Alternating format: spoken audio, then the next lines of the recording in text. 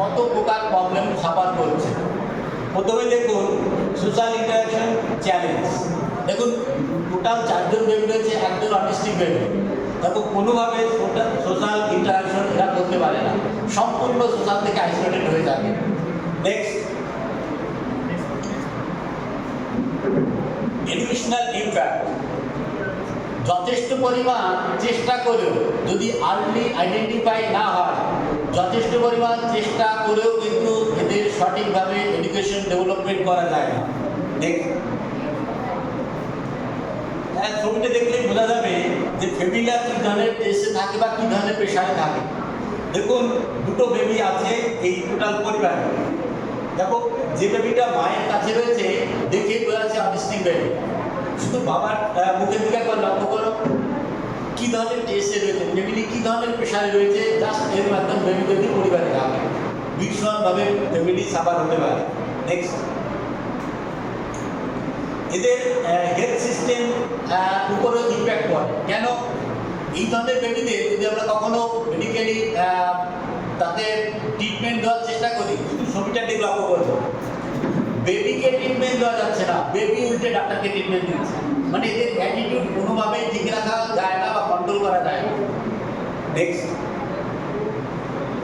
Impact of social relationship. পরিবারে যদি দুই ভাই বোন থাকে কোনোভাবে তাদের সোশ্যাল রিলেশনশিপটা ডেভেলপ হবে না। অল টাইম মনে হচ্ছে তাদের মধ্যে একটা কলহ কিংবা মারামারি কিংবা সমস্যা লেগে থাকে এদের ভিতরে। Next, communication gap in society. এই সোসাইটি বা সোশ্যালের ভিতর এদের সঙ্গে সোশ্যালের সঙ্গে সম্পূর্ণ একটা কমিউনিকেশন ডেভেলপ হতে থাকে। কমিউনিকেশন সঠিকভাবে হয় না, এটা ভীষণভাবে গ্যাপ তৈরি হয়। Next, social inequality. আমরা প্রত্যেকটা ক্ষেত্রে বলছি আমরা কিন্তু জোর দেওয়ার চেষ্টা করছি ইকুয়ালিটিতে, কিন্তু এই ধরনের বেবিরা যত বাড়বে কোনোভাবে ইকুয়ালিটি আনা যাবে না, ইনইকুয়ালিটি সিস্টেম চলে আসবে। নেক্সট, এই কেয়ার গিভার পার্সনের পরিমাণ আস্তে আস্তে কমে আসবে। এই সমস্ত বেবিদের নার্সারিং করার জন্য ইন্ডিভিজুয়ালি একজন লোক দরকার হয়, সেটা কিন্তু আমাদের সোশ্যালে অ্যাভেলেবেল নয়। পরিবারের যে কোনো যাকে খুশি তাকে দিয়ে তখন এই কেয়ার গিভার হিসেবে কিংবা দায়িত্বের জন্য এদেরকে ছেড়ে দিতে বাধ্য হয়, যেটা আমাদের social actually normally medical system এত সাপোর্ট দিয়ে পারে। শুধু তাই নয়, ইকোনমিক্যাল কিছু বার্ডেন চলে আসে।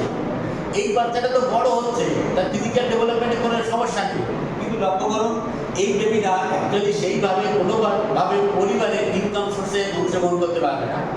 অ্যান্ড শুধু তাই নয়, এরা যদি এমপ্লয়মেন্ট যে সেক্টরগুলো রয়েছে সেখানে কিছু চ্যালেঞ্জের সম্মুখীন হয়।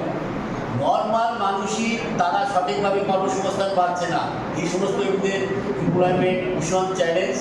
এমনকি এদের সেইখানে এমপ্লয়মেন্ট দিলেও সমস্ত কাজ এদের দ্বারা করানো সম্ভব হয় না। এমনকি আরও কতগুলো ফ্যাক্টর রয়েছে, এই ফ্যাক্টরগুলো আমাদের সোসাইটিতে পড়ে, যেগুলো থেকে আমাদের বেরিয়ে আসা ভীষণ ইম্পর্টেন্ট, কিন্তু এই প্রবলেমগুলো আমরা তাদের ভিতরে লক্ষ্য করতে পারি। লাস্ট যেটা বলবো, define path to overcoming autism. এই অটিজম সিস্টেমটা, অটিজম থেকে ওভারকামিং বা বেরিয়ে আসার উপায়টা কি? আমি প্রথমেই বলবো এটা সব থেকে ইম্পর্টেন্ট অভিভাবক বা মা বাবার অ্যাওয়ারনেস। সেই অ্যাওয়ারনেসটা কি? আর্লি ইনভেন্টেশন। সবসময় মাথায় রাখতে হবে, যদি পিতা মাতা বা অভিভাবক আর্লি অবস্থায় এদেরকে 6 মাস থেকে 12 মাসের মধ্যে এদেরকে আইডেন্টিফাই করা যায়। আমার সামনে যদি 100 বেবি দিয়ে দেয়, এর ভিতরে 2টো বেবি অটিস্টিক বেবি থাকে, আমি 2 ঘন্টা অবজারভেশনে আইডেন্টিফাই করে দেবো এই বেবি অটিস্টিক বেবি। এই অ্যাওয়ারনেসটা অভিভাবককে থাকতে হবে। যদি এই অ্যাওয়ারনেসটা অভিভাবকের থাকে, আর্লি অবস্থায় যদি এদের ট্রেনার দিয়ে ট্রেন করা হয়, তাহলে কিন্তু 50, 60, 70% প্রবলেম ওভারকাম করা যায়। আমি এমনও দেখেছি প্রায় 80% অটিস্টিক বেবি তাকে একবারে আর্লি অবস্থায় আইডেন্টিফাই করে ট্রেনার দ্বারা ট্রেন করে তাকে উচ্চ মাধ্যমিক পর্যন্ত পাস করানো সম্ভব হয়েছে। এটাও সম্ভব।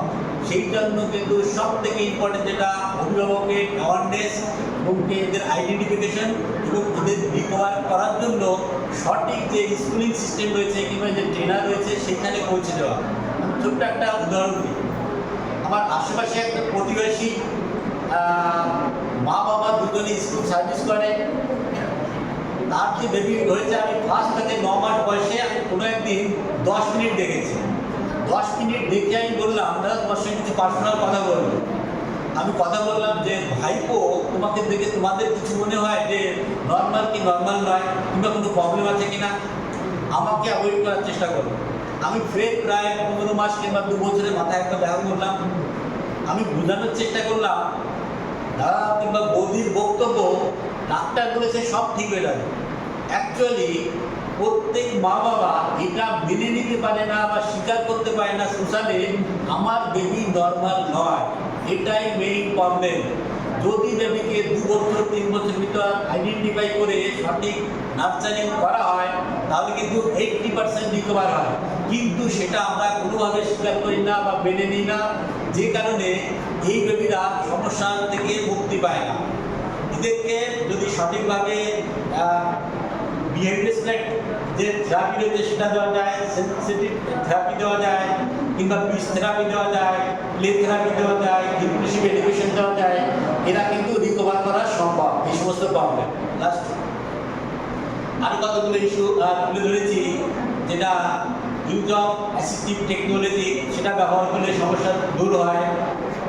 শুধু তাই নয়, এদেরকে হেলদি লাইফস্টাইল, বিশেষ করে মা বাবার হেলদি লাইফস্টাইলটা ভীষণ ইম্পর্টেন্ট। অ্যান্ড সর্বোপরি যেটা বলবো, প্যারেন্ট অ্যাওয়ারনেস। এই প্যারেন্ট অ্যাওয়ারনেস হলে কিন্তু সঠিকভাবে বর্তমান সময়ে এই অটিজম থেকে মুক্তি পাওয়া সম্ভব, আদারওয়াইজ সম্ভব নয়। অতএব সেই